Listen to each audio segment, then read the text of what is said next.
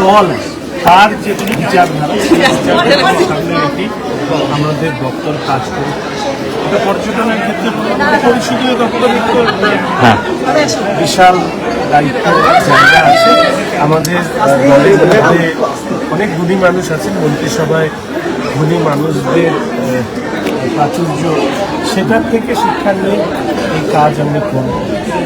এসছি প্রধানমন্ত্রীর longest serving prime minister হিসাবে মাননীয় প্রধানমন্ত্রী নরেন্দ্র মোদী মহাশয় তার 12 বছর পূর্ণ করেছে, যেটা আমাদের কাছে গৌরব।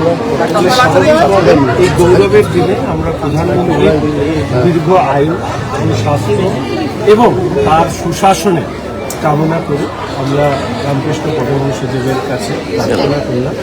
এর বাইরে আজকাল এই নিয়ে কোনো ধরনের চেষ্টা করি মানুষের সাথে থাকা। নিরাপত্তা আমার তো একটা যাবে কোনো নিরাপত্তার লক্ষ্মী বাহিনী নিই না। আমি একটু অবাক হয়ে গেছিলাম যে এত কেন এসছে।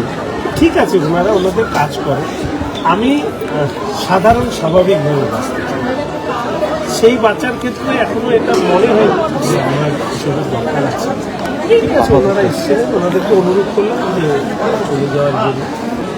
আমাদের মাননীয় মুখ্যমন্ত্রী তার ভাবনা কি আছে সেটাকে জানা।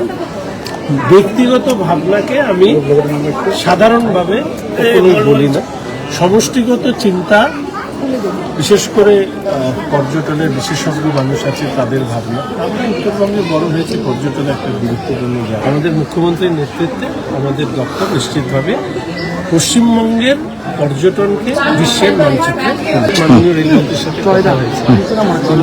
কাজ শুরু, সংস্কারের কাজ হচ্ছে। আগামী দিনে আস্তে আস্তে আরো বিষয় নিয়ে কথা বলবো। 5 বছর তো সরকার চলবে, তারপরে আরো 5টা কাম যাতে সরকার চালাতে পারি ধারাবাহিকভাবে, সেইভাবে আমরা কাজ। আজকের দিনটা প্রধানমন্ত্রীর জন্য, উনি 12 বছর কার্যকাল longest prime minister, longest serving prime minister, দিনটা আজকে ওনার জন্য তোলা থাক।